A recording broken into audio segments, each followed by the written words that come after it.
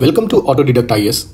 Today's editorial topics are the fragility of the Northeast integration, the roadmap for India-European ties. The cycle of 1861 need to go. And fourth one is the temple that Jawaharlal Nehru built. Let us start with the first one. पहला जो topic है हमारा fragility of the north east integration, इसमें जो writer है historical background से लेकर अभी तक का बात किए, तो पूरा तो नहीं यूज़ किए हैं इसमें बताने के लिए, सिर्फ टेक अवे पॉइंट जो है आपके लिए इसमें हम लोग बात किए। ठीक है, थोड़ा सा ब्रीफली हम बात कर लेते हैं कि जो हिस्टोरिकली जो बात किए थे कि वो कैसे नॉर्थ ईस्ट जो रीजन है आपका वो पहले बंगाल में हुआ करता था, फिर बंगाल डिवीज़न हुआ, आसाम अलग हुआ। ठीक है, उसके बाद फिर जो अदर्स जो स्टेट है नॉर्थ ईस्ट के रीजन के वो फिर कैसे यूनियन टेरिटरी बने, फिर कब जाके वो स्टेट बने, उसके बारे में वो सारा बात किया गया है। उसके अलावा कुछ बुक के बारे में या कुछ राइटर के बारे में भी बात किया गया है जो वो ये बात बताता है कि जो नॉर्थ ईस्ट के जो रीजन है वो बाकी जो मेन स्ट्रीम जो आपका लैंड है इंडिया का उससे अलग है, ये बात उसमें बात किया गया है। तो उसका यूज़ नहीं आएगा यूपीएससी पर्सपेक्टिव से अगर हम सिर्फ ये देखना चाह रहे हैं। ठीक है, तो हम लोग स्टार्ट करते हैं कि ये एक ओवरऑल आपको आइडिया मिल जाए कि एग्जाम में आए तो नॉर्थ ईस्ट के बारे में क्या क्या लिखा जा सकता है, वो चीज़ हम इसमें निकालें। तो एक तो ये बात किया कि भाई इंटीग्रेशन ऑफ नॉर्थ ईस्ट जो है शुरू से ही चलते आ रहा है, पहले भी किया गया था। तो उसके लिए हम लोग कुछ प्रोविज़न बनाए। क्या क्या प्रोविज़न बनाए? तो एक तो 6th शेड्यूल जो है हमारा कॉन्स्टिट्यूशन में ही डाल दिए ठीक है, तो उससे जो ट्राइबल जो एरिया है उसको प्रोटेक्शन के तौर पे देखने को मिला। यहाँ आप एज ए यूपीएससी एस्पिरेंट आप 5th शेड्यूल को भी आप देख सकते हो, दोनों में डिफरेंस क्या है ये देख सकते हो। अभी फिलहाल थोड़ा सा हम बता सकते हैं कि जो 5th शेड्यूल और 6th शेड्यूल का अंतर ये है कि 5th शेड्यूल भी ट्राइबल के लिए ही है, 6th शेड्यूल भी ट्राइबल के लिए है। ये रेस्ट ऑफ इंडिया है और ये जो 6th शेड्यूल है वो आपका नॉर्थ ईस्ट एरिया में ही, नॉर्थ ईस्ट जो रीजन है वहाँ पे है। और खास कर जो 6th शेड्यूल में जो बात किया गया है वो ऑटोनॉमस डिस्ट्रिक्ट का बात किया गया है और वो बेसिकली आपका चार जो स्टेट है उसी में एटीएम, याद रखिएगा एटीएम में असम, त्रिपुरा, मिजोरम और मेघालय, ये 4 में है। ठीक है, यहाँ पे यूज़ किया अभी ऑटोनॉमस डिस्ट्रिक्ट का बात मतलब है यहाँ पे। इसके अलावा एक और डिफरेंस आप देख सकते हो कि जो इसमें जो है एक शेड्यूल एरिया का बात किया जाता है और शेड्यूल एरिया जो है ये इसको डिसाइड आपका प्रेसिडेंट करता है। ठीक है, प्रेसिडेंट और इन कंसल्टेशन विद गवर्नर, जिस स्टेट में शेड्यूल एरिया डिसाइड करना है उस स्टेट का गवर्नर से ये कंसल्ट कर सकता है, लेकिन यहाँ ध्यान रखना होगा अपर हैंड प्रेसिडेंट का है। ठीक है, लेकिन इस केस में ये गवर्नर ही करता है। ठीक है, एक डिफरेंस ये देखने को मिल जाएगा। शेड्यूल एरिया में जो कौन सा एरिया होगा जहाँ पे 50% जो है वो ट्राइबल पॉपुलेशन होगा, वहाँ पे उस एरिया को शेड्यूल एरिया घोषित कर सकता है प्रेसिडेंट। ठीक, और भी बहुत से कि इसमें आपका ट्राइबल एडवाइजरी काउंसिल बनता है, और यहाँ पे एडमिनिस्ट्रेटिव ऑटोनोमस डिस्ट्रिक्ट बनता है। डिस्ट्रिक्ट है, डिस्ट्रिक्ट के अंदर डिस्ट्रिक्ट काउंसिल बनेगा, रीजनल काउंसिल बनेगा। तो ये एक बेसिक है जो आपको पॉलिटी में पढ़ना है, थोड़ा सा भी हम लोग यहाँ पे बात कर लिए। तो ये हम लोग नॉर्थ ईस्ट के लिए 6th शेड्यूल में प्रोविजन दे दिए। उसके अलावा क्योंकि उस समय में इंसर्जेंसी वगैरह था उस एरिया में, नागा का आप सुने होंगे, नागा इंसर्जेंसी है उधर। ठीक है, और भी बहुत सारे छोटा अलग अलग ग्रुप वहाँ पे इंसर्जेंसी के तौर पे उभर रहे थे जब देश आज़ाद हुआ था। तो उसके लिए ज़रूरी था कि आर्म फोर्स को एक स्पेशल राइट रहे। तो 1958 में हम लोग एक आर्म फोर्स जो स्पेशल पावर एक्ट भी बनाए थे। इससे मतलब किसी तरह से हम लोग दोनों तरीका यूज़ कर रहे थे, एक तो मतलब ह्यूमैनिटेरियन ग्राउंड से डेवलपमेंट प्रोसेस से इंक्लूड करना चाह रहे थे, और अगर कोई इंसर्जेंसी कर रहा है तो आर्म फोर्स भी हमारे पास था। ठीक है, और एक और है कि आप सुने होंगे जवाहरलाल नेहरू का पंसिल, एक पंसिल जो अधिकांश बच्चे जानते हैं जो फॉरेन पॉलिसी का के से रिलेटेड है, और दूसरा एक है कि आपका पंसिल जो है वो ट्राइबल के लिए है। ठीक है ना, जवाहरलाल नेहरू पॉलिसी जो है वो ट्राइबल के लिए भी पंसिल जाना जाता है। तो उसमें 5 है। 5 मेजर में क्या है कि भाई आप बाहर का जो गाइडलाइन है, जो भी development, people should develop along the line of their own genesis and the imposition of alien values should be avoided. आप बाहर से कोई चीज़ वहाँ जाकर ना थोपो। ठीक है, एक तो ये है। वहाँ के जो ट्राइबल जो लैंड है और फॉरेस्ट में है उस ट्राइबल राइट को आप इसको रिस्पेक्ट दीजिए। यही बात है, पेशा में भी इस चीज़ का बात किया गया है कि भाई जो माइनर फॉरेस्ट जो राइट है वो वहाँ का ट्राइबल को ही मिलता है। तीसरा बात आपका ये देखने को मिलेगा कि जो एडमिनिस्ट्रेशन और डेवलपमेंट प्रोसेस में जो है वो ट्राइबल को भी इंक्लूड करिए, ट्राइबल पीपल भी आए उस वहाँ का एडमिनिस्ट्रेशन में और वहाँ का डेवलपमेंट में, उसका भी इंक्लूजन होना चाहिए। चौथा है कि जो ज़्यादा बाहर से एडमिनिस्ट्रेशन ना करें। ठीक है ना, ओवरवेलिंग जो ट्राइबल एरिया में ज़्यादा बाहरी एडमिनिस्ट्रेशन ना हो तो ज़्यादा बेहतर होगा। 5वां है कि आप जो भी रिजल्ट जो पैसा के पर्सपेक्टिव में ना वहाँ पे आके, है ना, कितना पैसा खर्च किए और कितना कैसा रिजल्ट हुआ स्टेटिक्स के तौर पे ना देखें, बल्कि ह्यूमन कैरेक्टर जो इवॉल्व हुआ है उसके पर्सपेक्टिव में आप वहाँ का रिजल्ट को देखें। ठीक है, तो ये 5 पंसिल जो था जवाहरलाल नेहरू का था ट्राइबल के प्रति। तो ये ट्राइबल एरिया अधिकांशतर जो आपका वहाँ का रीजन है वो ट्राइबल वाला ही पार्ट है। ठीक है, तो यहाँ से आपको एक याद रखना होगा, अगर ये आता है पंसिल वाला बात याद रखना होगा। 6th शेड्यूल याद है ही है, arm force special power act ये याद है। तो इंटीग्रेशन के लिए 3 पॉइंट आप यूज़ कर सकते हो। ध्यान रखिएगा, ये आर्टिकल में इसके बारे में बात नहीं किया, ये हम आपको ऐड ऑन करके दिए हैं कि ये चीज़ पता होना चाहिए जब ट्राइबल का बात हो रही है, ठीक है। इसके बाद में जो अभी जो इंटीग्रेशन करने का हम जो प्रक्रिया अपनाए थे वो कहाँ तक सक्सेसफुल हुआ, ठीक है। तो इसमें देखने को मिल रहा है कि जो नेशनल आइडेंटिटी और नेशनलिज्म का जो हम लोग देखने का तरीका था वो हम लोग मॉडरेट कर लिए। इनिशियल फेज में स्टफ था, लेकिन धीरे धीरे उसको मॉडरेट कर लिए और कॉन्स्टिट्यूशनल डिफिनेशन को हम लोग यूज़ करने लगे हैं इसको समझने के लिए कि भाई नेशनल आइडेंटिटी का मतलब क्या होना चाहिए, नेशनलिज्म का मतलब क्या होना चाहिए। तो कॉन्स्टिट्यूशन में जो वैल्यू है उसको यूटिलाइज करके हम इस चीज़ को देख रहे हैं, नेशनल आइडेंटिटी और नेशनलिज्म को, ना कि हम वहाँ का कल्चर को देखकर नेशनल आइडेंटिटी को हम लोग आंक रहे हैं, ठीक है। एक तो ये, दूसरा इसमें ये बात हो रहा है कि जो इसमें नेशनल इंटीग्रेशन का जब बात करते हैं तो उसमें ये हम करते हैं कि जो बड़ा मेन स्ट्रीम है उसको बढ़ाओ। इसका मतलब ये नहीं कि हम मेन स्ट्रीम में हम सभी को लाना चाह रहे हैं तो वो अपना जो मेजर चीज़ है वो छोड़ कर आ जाए, ठीक है ना। मतलब जो मान लो ट्राइबल एरिया है, ट्राइबल जो पीपल हैं वो अपना कल्चर, अपना इथोस ना छोड़ें, फिर भी आप मेरे यहाँ मेन स्ट्रीम में तो आ ही सकते हैं ना। तो दोनों का ही प्रेजेंस वहाँ पे रहेगा, दोनों का कल्चर बचा रहेगा। एक तरह से इसमें नहीं दिया, लेकिन हम आपको एक बात बता रहे हैं कि इसमें जो है मेजर जो जितना भी कन्फ्लिक्ट का रीजन जो था वो आइडेंटिटी क्राइसिस का ही होता है, ठीक है। अगर मेरा आइडेंटिटी ही नहीं रहे, आइडेंटिटी कैसे, अगर कि कोई मान लो ट्राइबल एरिया है, नागा है, तो नागा अपनी आइडेंटिटी से जाना जाएगा। अगर वो अपना कल्चर और जो कल्चरल वैल्यू और सिविलाइजेशन जो जिससे वो जुड़ा हुआ है, पहले से फोरफादर जुड़े आ रहे हैं, अगर उसका लॉस होने का डर सताएगा तो वो वायलेंस की तरफ जाएगा, ठीक है ना। आइडेंटिटी एंड वायलेंस आप पढ़े होगे, ये टॉपिक बुक भी है इस पर, खैर उस पर हम लोग नहीं जाना चाहते आइडेंटिटी एंड वायलेंस पे, लेकिन यहाँ पे उससे आप रिलेट कर सकते हो। जब इससे वगैरह लिखो तो इस बात को आप यूटिलाइज कर सकते हो, ठीक है ना। अगर आइडेंटिटी क्राइसिस होगा तो वायलेंस होने का चांस होगा। कहीं पे भी देखना एक एंगल आप आइडेंटिटी क्राइसिस को, जहाँ वायलेंस हो रहा है वहाँ जरूर जोड़िएगा, ठीक है ना। टेररिज्म जोड़िए, ठीक है ना। चाहे अभी जितना भी माओइस्ट वगैरह वाला जो एरिया है उसका भी जो रीजन आप देखोगे तो एक आइडेंटिटी वाला बात आएगा ही आएगा। खैर टू द पॉइंट, अब आते हैं अपने पॉइंट पे। तो ये दो चीज़ अभी हम लोग को देखने को मिल रहा है, ठीक है ना, कि हम जो ट्राइबल का जो कल्चर है वो जो जिस तरह से वो जी रहा है हम उसको बदले बिना भी हम उसको अपने जो मेन स्ट्रीम में लाना चाहेंगे, ना कि, ठीक है ना। तो ये दो बात हो गई। अब इस चीज़ को फुलफिल करने के लिए हम लोग क्या क्या, गवर्नमेंट ऑफ इंडिया जो है क्या क्या किया। तो एक तो आप देखोगे पहला नेशनल नॉर्थ ईस्ट काउंसिल का बनाया, 1970 नॉर्थ ईस्ट काउंसिल एक्ट है, उसके तहत में नॉर्थ ईस्ट काउंसिल 1971 बना और उसमें फिर अमेंडमेंट भी हुआ। तो 1971 में जो ये काउंसिल था वो ये एक्ट के द्वारा बना, तो आपको पता ही होगा स्टैट्यूटरी बॉडी हो गया।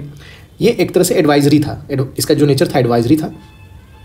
बाद में 2002 में जब ये इसमें बदलाव आया तो ये रीजनल प्लानिंग बॉडी के तौर पे काम करने लगा, ठीक है। दूसरा, इसमें जो जितने भी मेंबर थे वहाँ के नॉर्थ ईस्ट स्टेट के जो गवर्नर थे वही मेंबर हुआ करते थे 1971 में। 1971 में आया एक्ट आया, 1972 में ये फोर्स में हुआ, है ना, फोर्स में 1972 में आया, ये ध्यान रखिएगा। इसके बाद जब 2002 में बदलाव आया तो गवर्नर तो होंगे ही होंगे सारे स्टेट का, उसके बाद सीएम भी होंगे वहाँ के, जो भी नॉर्थ ईस्ट स्टेट के जो सीएम है वो होंगे। उसके अलावा 3 जो मेंबर है वो प्रेसिडेंट नॉमिनेट करेगा और चेयरमैन का भी नॉमिनेशन प्रेसिडेंट द्वारा ही होगा। तो ये बदलाव इसमें आया और एक तरह से रीजनल प्लानिंग के तौर पे वहाँ पे, क्योंकि वहाँ पे हमको लाना था, इंटीग्रेशन करना है तो वहाँ का development, socio economic political development होगा तभी तो आएगा, ठीक है। तो ये इस पर ही बात चल रही है। तो यहाँ पे रीजनल प्लानिंग करके वहाँ का क्या ज़रूरत है, क्या रिसोर्स है, क्या प्रॉब्लम है सोसाइटी में, उस चीज़ को देखते हुए प्लान करेगा और वहाँ का सोशियो इकोनॉमिक डेवलप, ठीक है। तो नॉर्थ ईस्ट काउंसिल के बारे में हम लोग देख लिए कि वो कौन कौन होना चाहिए। तो मेंबर जो गवर्नर हुआ करता था, सिर्फ गवर्नर हुआ करता था, बाद में और भी चीज़ को इंक्लूड कर दिया गया। गवर्नर सीएम होंगे, 3 मेंबर प्रेसिडेंट द्वारा नॉमिनेट किया जाएगा, उसका चेयरमैन का अपॉइंटमेंट भी प्रेसिडेंट द्वारा होगा। और ये बेसिकली आपका वहाँ का डेवलपमेंट का बात करता है, क्योंकि रीजनल प्लानिंग करेगा तभी तो वहाँ डेवलपमेंट होगा, और डेवलपमेंट करेंगे तब हो सकता है कि वो मेन स्ट्रीम में हम उसको ला सकते हैं, ठीक है। तो ये बात हुआ आपका नॉर्थ ईस्ट काउंसिल का। दूसरा लुक ईस्ट पॉलिसी आया। लुक ईस्ट पॉलिसी में देखने को मिलता है कि आपका यहाँ पे 1990s के आसपास में ये होता है, और इसमें हम लोग चाहते हैं कि साउथ ईस्ट एशिया से जो हमारा नॉर्थ ईस्ट रीजन है उसको साउथ ईस्ट एशिया से हम लोग कनेक्ट करना चाहेंगे, और इसके थ्रू हम वहाँ पे इकोनॉमिक डेवलपमेंट करवाएंगे। इकोनॉमिक डेवलपमेंट होगा तो नो डाउट वहाँ पे इंटीग्रेशन जो है वहाँ के लोगों को फ़ायदा होगा, और वो मेन स्ट्रीम जो मेनलैंड है इंडिया का उससे इंटीग्रेट होना चाहेंगे, ठीक है। तीसरा आपका ये जो आपका developing of north east region जो है इस पे है, ये एक मिनिस्ट्री अभी बन चुका है। ये 2004 के बाद ये मिनिस्ट्री हुआ। इनिशियल फेज में सिर्फ एक बॉडी के तौर पे काम कर रहा था। 2001 में जब ये बना था तो ये बॉडी के तौर पे था। 2004 में फुल फ्लेज ये मिनिस्ट्री का रूप ले लिया, और इस मिनिस्ट्री का बेसिकल जो मेन काम है वो प्लानिंग है, executing, monitoring of development scheme and project, ठीक है ना। जो नॉर्थ ईस्ट रीजन में जो भी ये इसका स्कीम होगा, प्लानिंग उसका प्लान करेगा, उसको एग्जीक्यूट करेगा, मॉनिटर करेगा, और इसका मेन एम जो है सोशियो इकोनॉमिक डेवलपमेंट उस रीजन में लाना है, ठीक है।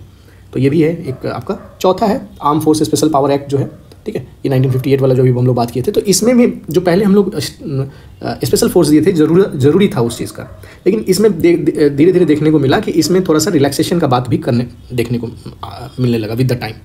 2 इंसिडेंट है जो मेजर इंसिडेंट है। एक तो आपका 2004 में जस्टिस जीवन रेड्डी कमेटी बनता है कि भाई इसको हटाया जाए या नहीं हटाया जाए, ठीक है। तो यहाँ पे 2004 में एक इंसिडेंट हुआ था। इसी समय में एक असम राइफल जो है, असम राइफल एक लेडीज़ को उठाती है और उसको लेकर अगले दिन उसका डेड बॉडी मिलता है और उसमें बुलेट रहता है, मतलब गोली मारा हुआ रहता है। और उसके बाद वहाँ पे एक न्यूड प्रोटेस्ट स्टार्ट हो जाता है। ठीक है, 2004 का बात चल रही है, 2004 का बात चल रहा है। उस समय आपका मनमोहन सिंह प्रधानमंत्री थे। 2004 में जब वहाँ न्यूड प्रोटेस्ट होता है तो मनमोहन सिंह वहाँ जाते हैं असम में, और वहीं पर ये जस्टिस जीवन रेड्डी कमेटी का गठन वही करवाते हैं। ठीक है, नो डाउट ये इसका जो रिकमेंडेशन था इसको फॉलो नहीं किया गया, लेकिन उसमें जो मांग किया गया था कि ह्यूमनिज़म आसपा के तौर, मतलब जो स्पेशल पावर है वो ह्यूमनिज़म का जो वैल्यू है, ह्यूमनिटेरियन वैल्यू है, उसको अडॉप्ट करके रखे। ठीक है, तो इसका बात किया था, और तो जहाँ तक हो सके इसको रिपेल भी कर सकते हैं। ठीक है, अभी हाल फिलहाल में इसमें दिया नहीं है, ये पॉइंट इस आर्टिकल में नहीं दिया है, लेकिन आपको पता होगा जो 2021 में दिसंबर में 14 लेबर फोर्स का इनकाउंटर कर देता है वहाँ का जो आर्म फोर्स है, और बाद में पता, क्योंकि वो समझता है कि वो माओइस्ट है। ठीक है, बाद में पता चलता है कि वो लेबर रहता है। इस पर भी आपका पैनल फॉर्मेशन हो रहा है, मतलब एक तरह से आप ओपन एंड और अकाउंटेबिलिटी एक तरह से लाने की कोशिश कर रहे हैं कि आप भी अकाउंटेबल हो। ठीक है ना, तो इसको भी सॉफ्ट किया जा रहा है। ठीक है, तीसरा जो पांचवा जो है आपका जो है इनर लाइन परमिट जो है, एक तरह से जो रिस्ट्रिक्टेड एरिया है, ट्राइबल एरिया है, इसमें बाहरी मतलब फॉरेन, मतलब यहाँ पे हो सकता है बाहरी, आउटसाइड इस एरिया के बाहर इंडिया का ही हो लेकिन इंडिजीनियस ना हो, उसको जाने से रोकता है। ठीक है, उसको जाने से इधर रोकता है। इसमें भी रिलैक्सेशन 2010 के बाद धीरे धीरे रिलैक्सेशन लाने लगा, क्योंकि इसको भी इंटीग्रेट कराना है। अगर बाहर का आदमी से नहीं इंटरेक्ट करेगा तो ये बाहर से आदान प्रदान वैल्यू कैसे होगा? ठीक है, डेवलपमेंट का आना जाना कैसे होगा? तो थोड़ा सा इसको रिलैक्स किया गया है। तो ये 5 जो पॉइंट है आप जो देख रहे हो, ये एक तरह से हम लोग एकोमोडेट करने का, इंक्लूजन बाय एकोमोडेशन जो टॉपिक है इसके अंदर, इस आर्टिकल के अंदर हेडिंग है, उसमें यही 5 का बात किया गया है। तो इसको आप याद रखोगे क्या क्या बात है। इसके बाद ये बात हो रही है कि ये ऐसा तो कर रहे थे, लेकिन जो आइडिया ऑफ इंडिया जो है, अभी जो बीजेपी का जो गवर्नमेंट बनी है, इसके बाद में देखने को मिल रहा है कि ये धीरे धीरे धूमिल होने लगा है। फिर हम लोग रिजिड अंडरस्टैंडिंग ऑफ आइडिया जो है उसकी तरफ जाने लगे। ठीक है ना, मॉडरेट कर दिए थे, अब रिजिड के तौर पे, ठीक है ना, वहाँ की तरफ जा रहे हैं। दूसरा है कि क्या अभी मेन स्ट्रीम वर्सेस सब स्ट्रीम, ये दोनों में लड़ाई होने, मतलब फ्रिक्शन बढ़ेगा क्या आने वाले टाइम में? तो ये भी एक डाउट क्रिएट होता है। ठीक है, अगला इसमें ये भी बात करता है कि जो नॉर्थ ईस्ट में नो डाउट जो बीजेपी है, जो मेजर पार्टी है उधर नॉर्थ ईस्ट रीजन में, लेकिन वहाँ ये बात बता रहा है कि जो पावर में आई है वो आइडियोलॉजी के बेसिस पे नहीं आ रही है। ये बेसिकली जो वहाँ पे जो वहाँ के जो लीडर हैं वो चाहते हैं कि जो सेंटर में जो पावर है उससे अलायंस करने का। ठीक है ना, तो इसमें आइडियोलॉजी का कोई लेना देना नहीं है उसमें रोल। इसका एग्जांपल जो राइटर है वो बता रहा है कि ग्रास रूट्स जो सेंटीमेंट है, आप देखोगे कि असम में कैग के समय सिटीजनशिप अमेंडमेंट एक्ट जो है उसके अगेंस्ट में बहुत था, लेकिन बीजेपी वहाँ पावर में आ गई। उसी तरह मणिपुर में arm force special power act के अगेंस्ट में बहुत था, लेकिन बीजेपी वहाँ पावर में आ गई। तो इसीलिए आइडियोलॉजी के बेस पे वहाँ गवर्नमेंट नहीं बनी है। ठीक है ना, वो दोनों डिफरेंस है। ग्रास रूट सेंटीमेंट अलग है उसका, और जो पावर में जो रूल कर रहा है उसका मोटिव अलग है। ठीक है, तो ये आपका पहला टॉपिक हुआ हमारा। चलते हैं सेकंड टॉपिक में। सेकंड टॉपिक है road map for India European ties. ठीक है, तो इसमें बेसिकली ये बात चल रहा है कि जो 75 साल का हम लोग जो अपना इंडिपेंडेंट बना रहे हैं, उसी के साथ साथ 60 साल हो गया हमारा डिप्लोमेटिक रिलेशन का भी। ठीक है, तो डिप्लोमेटिक रिलेशन में आपको वही बता रहा है कि अर्ली 60s में हम लोग पहला जो है यूरोपियन इकोनॉमिक कम्युनिटी के से हम लोग डिप्लोमेटिक रिलेशन किए। फिर 1994 में हम लोग जो ट्रेड और इकोनॉमिक कॉपरेशन से आगे बढ़े हम लोग, है ना। बायलैटरल रिलेशन जो है हमारा ट्रेड और इकोनॉमिक से नहीं, उससे आगे का भी बात चलने लगा। 2000 में सबसे पहला हमारा इंडिया यूरोप समिट हुआ। ठीक है ना, पहली बार हुआ जो हमारा इंडियन यूरोपियन यूनियन समिट हुआ। 2004 में हम लोग इंडिया और यूरोप यूनियन जो है स्ट्रेटेजिक पार्टनरशिप के तहत चला गया। 2005 में फिर हम लोग क्या किए कि जॉइंट एक्शन प्लान इन इतना toward standing dialogue and mechanism in political and economic affair. ठीक है ना, इसमें ट्रेड एंड इन्वेस्टमेंट इसमें ट्रेड भी है, इन्वेस्टमेंट भी है और कल्चरल भी है। ये सारे को भी हम लोग अब इंक्लूड करने लगे। मेजर जो है ये अभी 2020 वाला है, जो हम लोग अभी हाल फिलहाल में रोड मैप तैयार किए हैं अगले 5 साल के लिए, है ना, नेक्स्ट 5 ईयर के लिए हम लोग तैयार किए थे। और इसमें 5 जो कॉपरेशन जो डोमिनेंट एरिया है वो आपका है, पहला foreign policy and security corporation, दूसरा है ट्रेड एंड इकोनॉमी। ठीक है, तीसरा है आपका सस्टेनेबल मॉडर्नाइजेशन पार्टनरशिप है, चौथा है ग्लोबल गवर्नेंस है, और पांचवा जो है आपका पीपल टू पीपल रिलेशन है। ठीक है, ये आपका 5 चीज़ पे बात चल रही है। इसके बाद आपका इधर आइए, इसमें जो है इंडिया के साथ में जो मेजर कॉपरेशन है उसमें हम लोग देखेंगे अलग अलग रीजन में। इकोनॉमिक में अगर आप देखोगे तो इकोनॉमिक में 116 बिलियन का हम लोग बायलैटरल ट्रेड हम लोग का है यूरोपियन यूनियन और इंडिया के बीच में। सेकेंड लार्जेस्ट ट्रेडिंग पार्टनर है यूएस के बाद यूरोपियन यूनियन। सेकेंड लार्जेस्ट जो इंडिया एक्सपोर्ट करता है वो सबसे सेकेंड लार्जेस्ट जो है यूरोपियन यूनियन है। ठीक है, जॉब क्रिएशन में 6.7 मिलियन जॉब क्रिएशन वो यूरोपियन कंपनी कर रही है। ठीक है, तो ये इकोनॉमिक वाले सेक्शन में आप ये देख सकते हो। इकोनॉमिक के बाहर अगर आप बात करते हो तो green strategic partnership between India and Denmark हुआ है, और इसमें किस किस चीज़ के बारे में बात चल रहा है, तो क्लाइमेट चेंज, पॉल्यूशन और बायोडाइवर्सिटी लॉस, इसके से रिलेटेड में ये ग्रीन स्ट्रेटेजिक पार्टनरशिप हुआ है इंडिया और डेनमार्क में। इसके बाद में इंडिया नॉर्डिक समिट हुआ है, और ये बेसिकली आपको ग्रीन टेक्नोलॉजी और इंडस्ट्रियल ट्रांसफॉर्मेशन पे बात करता है, जिसके थ्रू आप सस्टेनेबल और इंक्लूसिव ग्रोथ को मेंटेन कर सकते हो। ये हुआ। इसके बाद डिफेंस, पहले इकोनॉमी देखें, बियॉन्ड इकोनॉमी। अब डिफेंस में देखोगे तो डिफेंस में भी इंडिया क्या चाहता है कि रसिया पे डिपेंडेंसी कम करें और अपना जो इंपोर्ट करवा रहे हैं तो उसको इंपोर्ट डाइवर्सिफाइड एरिया से हम लोग लाएं, एक ही पार्टिकुलर 2-3 रीजन से ही नहीं लाएं, ठीक है ना।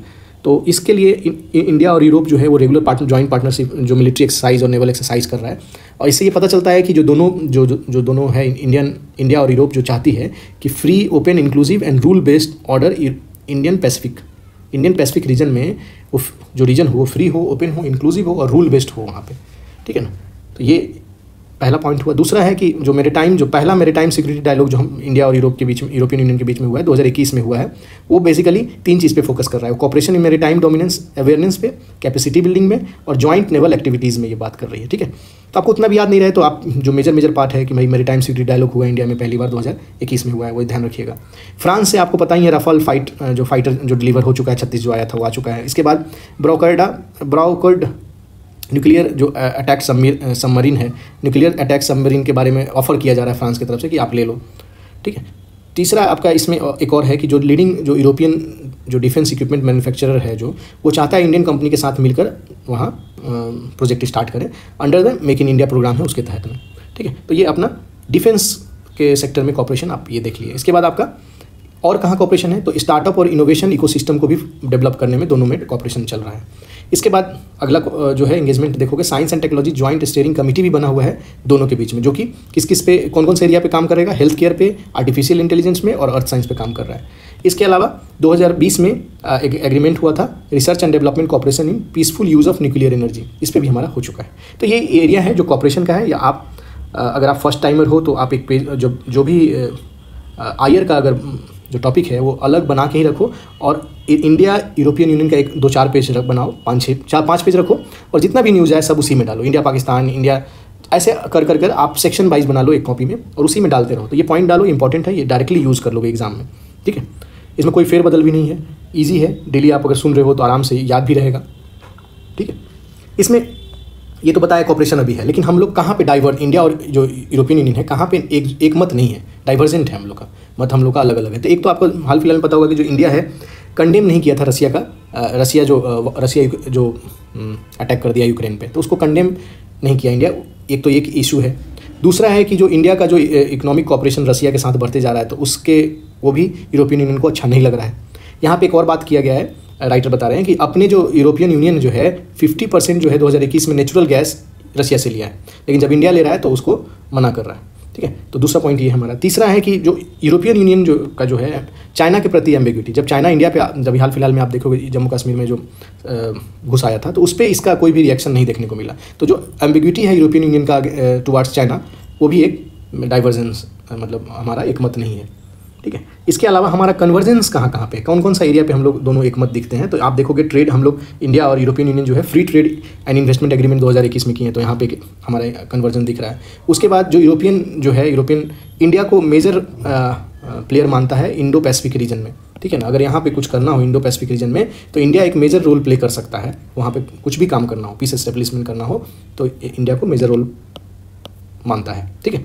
अगला है यूरोपियन यूनियन ये सिर्फ ट्रेडिंग ब्लॉक के तौर पे नहीं काम करना चाहता है, इसके आगे भी जाकर जो लाइक माइंडेड कंट्री है उससे अपना वो रिलेशन एस्टेब्लिश करना चाहता है, लाइक माइंडेड कंट्री जैसे इंडिया है, तो ठीक है। तो इसमें आपको जो टेक अवे पॉइंट आपको यही लेना है कि अभी अगर ये पूरा नहीं याद हो तो आपको यहाँ से याद रखना होगा 2021 में हम लोग रोड मैप तैयार किए हैं 5 साल के लिए, उस 5 साल में 5 जो मेजर डोमिनेंट एरिया है वो याद रखिएगा। इसके अलावा हम लोग जो मेजर कॉपरेशन है इकोनॉमिक में क्या है, बियॉन्ड इकोनॉमी क्या है, डिफेंस में क्या है, ठीक है। उसके बाद स्टार्टअप एंड इनोवेशन में भी हम लोग का है, फिर जॉइंट स्टीयरिंग कमेटी है उसमें भी है, फिर research and development corporation for peaceful use of nuclear, तो ये हमारा कॉपरेशन वाला एरिया है, इसको याद रखिएगा, डायरेक्टली यूज़ करना है। फिर डाइवर्जेंट एरिया 3 है, कन्वर्जेंट एरिया भी 3 है, तो ये हमारा सेकंड जो टॉपिक था ये कंप्लीट हो गया, ठीक। अब अगला हम लोग टॉपिक चलते हैं।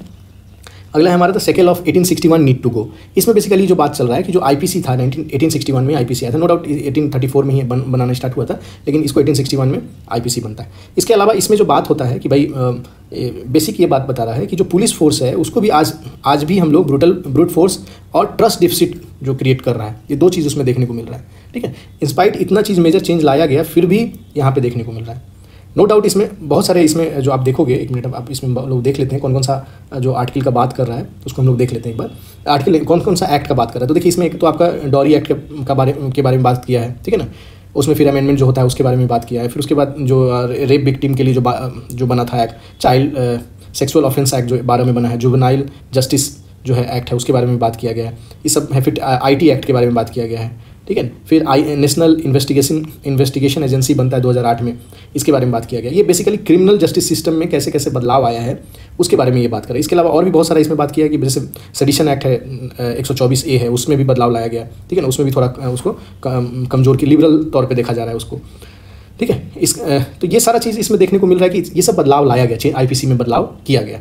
इसके अलावा देखोगे कि जो पुलिस फोर्स का जो रवैया है वो एज ए सिटीजन जब देखता है तो उसको ट्रस्ट नहीं होता है, ठीक है। ये बोलता है कि देखिए नो डाउट इस ट्रस्ट को बिल्ड अप करने के लिए बहुत सारा काम किया गया, जैसे आपको अरेस्टिंग जो है, पावर टू अरेस्ट है बिन कटेल, आप हर एक कब कर सकते हो, किसको कर सकते हो, उसमें थोड़ा सा हर एक आदमी को आप अपने विम्स एंड फैंसी पे नहीं अरेस्ट कर सकते हो, उसमें कटेल किया गया, कम किया गया पावर।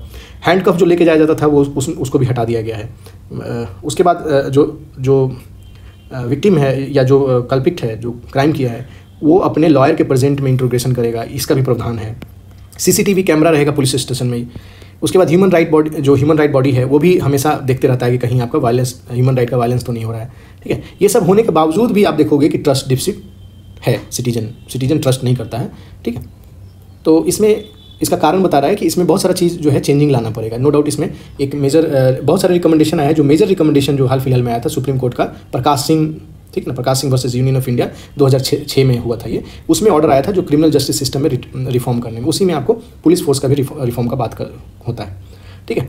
इसमें ये जो राइटर है बता रहे हैं कि इसके बारे में तो पूरा बात नहीं हुआ।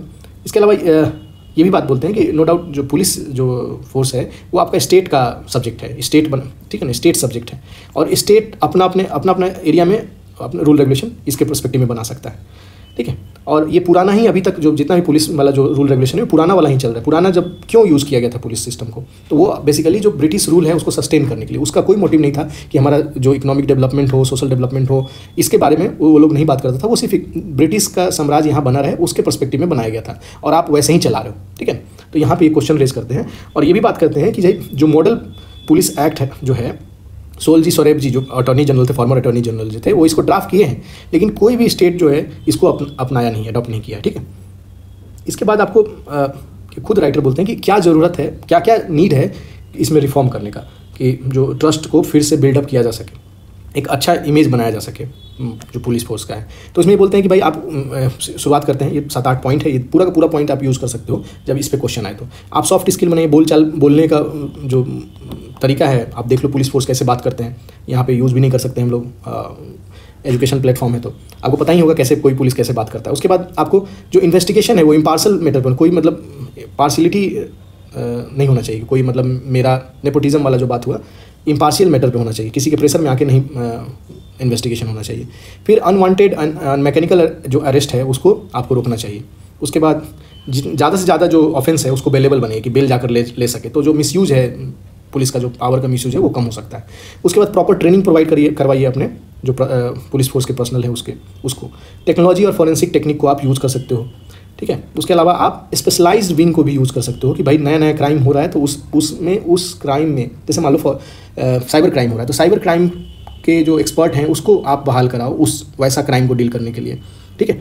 और पुलिस जो है सिर्फ कॉन्स्टिट्यूशनल गोल को फुलफिल करने के लिए अकाउंटेबल होना चाहिए, जो कि रूल ऑफ लॉ है, ना कि और कोई भी अदर्स के लिए। जैसे आप देखते होंगे पॉलिटिकल इंटरफेरेंस ज़्यादा होने लगता है तो ये रूल ऑफ लॉ इस्टेब्लिश नहीं हो पाता है। तो ये इनका मानना है। तो ये 5-7 पॉइंट जो है, आप 8 पॉइंट हैं, ये जितना भी पॉइंट है इसको आपको याद रखना होगा। तो 2-3 चीज़ बात हुआ कि हम लोग क्या क्या मेजर लिए हैं पुलिस फोर्स में, तो आप क्वेश्चन में अगर यूज़ करोगे तो हम लोग भाई ये बात कर चुके हैं ऐसा कि ऐसा नहीं करें, फिर भी हम लोग को इतना ये काम करना पड़ेगा फर्दर स्ट्रेंथन के लिए, ठीक है। तो टेक अवे पॉइंट आपको इस आर्टिकल में आप यही ले जा सकते हो, ठीक है। आगे चलते हैं हम लोग। लास्ट है हमारा temple that Jawaharlal Nehru build. Basically अगर आप ये आर्टिकल अगर मोदी जी का जो भाषण सुने होंगे तो उसके बाद थोड़ा और आपको लगेगा कॉन्ट्राडिक्टरी उसमें, और एक कॉन्ट्राडिक्टरी उसको छोड़ दो, सॉरी फॉर दैट। आप ये बात देखो कि अभी हाल फिलहाल में न्यूज़ आ रही थी कि कर्नाटका, आई थिंक सो, वहाँ का जो स्टेट गवर्नमेंट जब निकाली अपने फ्रीडम फाइटर का जो फोटो निकाला तो उसमें एडवर्टीजमेंट में जवाहरलाल नेहरू का एडवर्टीजमेंट नहीं था। इसमें ये मेंशन नहीं है लेकिन हम आपको बता रहे हैं। और नेहरू के प्रति कि भाई नेहरू कुछ नहीं किया, नेहरू बर्बाद कर दिया, ये सारा चीज़ इस अगर आप ये पढ़ते हो फैक्ट के हिसाब से ये बात की है, इसी तरह नहीं बोल रहे हैं, तो आपको पता चलेगा कि नेहरू क्या किए, है ना। 75 साल में आप आकर मतलब ऐसा तो नहीं है ना कि अभी हाल फिलहाल में पिछले 5-7 साल में कुछ भी चेंज हुआ है। 75 साल का ये बेस बना हुआ था जिसमें आप ये और फर्दर काम कर रहे हो। तो यही इसमें बात किया गया है कि कैसे नेहरू जो है उनका जो जब देश आज़ाद हुआ तो उनको कैसे किस स्थिति में देश मिलता है, ठीक है ना, वो बात करते हैं यहाँ पे कि उस समय में इकोनॉमिकली, पॉलिटिकली और इमोशनली डिवास्टेशन स्टेज में था, और उस समय भी हम लोग सेल्फ कॉन्फिडेंस और हम लोग आगे एक फ्यूचर देखते हैं।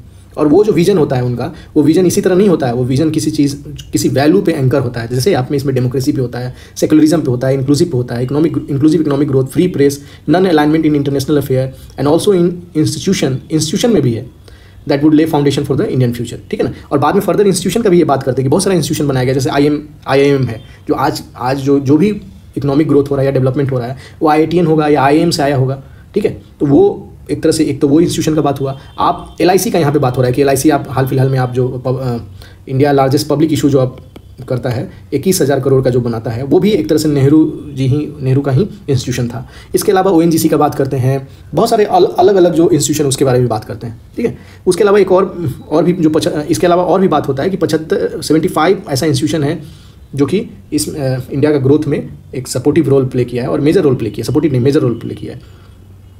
इसके अलावा ऐसा नहीं था कि नेहरू जो थे सिर्फ अपने खुद से ही डिसीजन लेते थे, ये अदर भी जो इमिनेंट पर्सन थे उस समय के, जैसे कि प्रोफेशनल और जैसे यहाँ पे आप लिखा हुआ है होमी भाभा, विक्रम साराभाई, PC महालबोनिस, ये वर्जिस कुरियन, ठीक है ना, ये जो नाम है ये सबको भी इंक्लूड करते थे, इनका भी बात सुनते थे और इनका जो रिकमेंडेशन था या एडवाइस था उसको अप्लाई करते थे एक तरह से, ठीक है ना, अपने ग्रोथ एंड डेवलपमेंट में इसको भी यूटिलाइज करते थे इनको, ठीक है। तो ये बता रहे हैं बेसिकली, बहुत अच्छा से पॉइंट वाइज इसमें बात किया गया है। जैसे यहाँ बताया कि नो डाउट नेहरू जी जब बोलते हैं कि टेम्पल ऑफ न्यू इंडिया, जो बड़ा प्रोजेक्ट है उसको बढ़ाते हैं, जैसे स्टील प्रोजेक्ट तो बनाए है ना, स्टील प्रोजेक्ट के साथ साथ आपको विलेज खादी इंडस्ट्री भी वो डेवलप करवाएं, ठीक है ना। यहाँ पे आप देख रहे हो ये इसी तरह से आप देखोगे IIT जहाँ बनाए, IIT के साथ साथ केंद्रीय विद्यालय पर भी ध्यान दिए। तो ऐसा नहीं कि सिर्फ एक ही चीज़ देख रहे थे, वो हॉलिस्टिक नज़र था उनका और उस पर वो काम कर रहे थे, ठीक है। और वो जो एक और यहाँ पे इंस्टीट्यूशन का बात हुआ जो बहुत इंपॉर्टेंट है, जो एक बात की है इकोनॉमिक इलेक्शन कमीशन और प्लानिंग कमीशन के बारे में बात किया गया, और भी बहुत सारे हैं, लेकिन ये दोनों का मेजर बात यहाँ पे इसलिए किया गया है कि इकोनॉमिक जो एक इलेक्शन कमीशन है वो एक तरह से आपका पॉलिटिकल जो एम्पावरमेंट है, पॉलिटिकल डेवलपमेंट जो है वो इंश्योर कराया इंडिया में, डेमोक्रेसी मेंटेन रहे वो इंश्योर कराने में एक जो इलेक्शन कमीशन है मेजर रोल प्ले किया। इसके अलावा प्लानिंग कमीशन है जो वो मेजर रोल आपका सोशियो और इकोनॉमिक डेवलपमेंट जो है उसको सस्टेन कराने में मदद किया इसको, ठीक है। तो ये दोनों का मेंशन इसमें किया गया। तो ये इसमें ये जितना बेस ये तैयार किया गया ये, और हाँ एक चीज़ और यहाँ पे यही कारण था कि जो इंडियन ऑयल जो है पहला इंडियन कंपनी जो है फॉर्च्यून 100 में नाम आया 2014 में। अमूल जो है, जो एक तरह से अमूल जो बेस्ट नॉन कंज्यूमर ब्रांड बना और इसी के हेल्प से लार्जेस्ट मिल्क प्रोड्यूसर भी इंडिया का बन गया। तो ये भी हमारा अचीवमेंट ही है।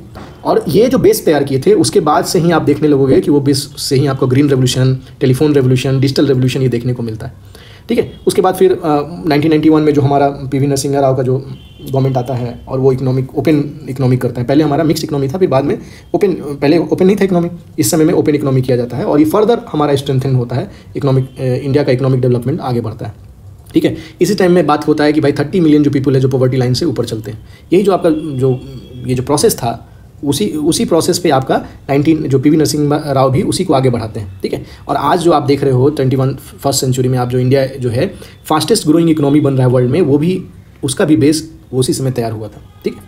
तो यही इसमें बात चल रहा है कि कैसे जो नेहरू का रोल इंपॉर्टेंट रोल है जिसको आप नहीं भूल सकते हो। तो यही इसमें बात किया था temple that Jawaharlal Nehru build, Nehru का जो मेजर रोल था वो इसमें दर्शाया गया, ठीक है। तो ये 4 इंपॉर्टेंट है। आपका जो 15 तारीख का 13 का 12 का 13 का और 15 का जो आपका आर्टिकल है, इसमें 2 आर्टिकल है जो इंपॉर्टेंट है, बहुत इंपॉर्टेंट है, इसको करना ही है। 15 वाला आर्टिकल जो है इन जनरल है, वो आपको कोई दिक्कत नहीं होगा अगर आप पढ़ते हो तो, ठीक है। लेकिन यहाँ पे 2 आर्टिकल है और यहाँ पे भी एक या 2 आर्टिकल है, 2 देख लेंगे उसको किया हुआ है। तो ये दोनों आर्टिकल आपको कभी भी डाल देंगे वीडियो रिकॉर्ड करके, ठीक है। तो आप स्टे ट्यून रहिए, आप रेगुलर फॉलो कीजिए, आपको ज़रूर फायदा होगा। विद द टाइम आपको जो आंसर राइटिंग है उसमें भी हेल्प मिलेगा, क्योंकि बात करते हैं कि किसको कैसे यूज़ करना है। टाइम कंस्ट्रेंट है इसलिए थोड़ा सा लिमिटेड ही बात हो पाती है यहाँ पे। फिर भी आप कोई भी डाउट हो आप उसको कमेंट में भेजिए, मैं उसको पर्सनली आंसर करूँगा। Thank you.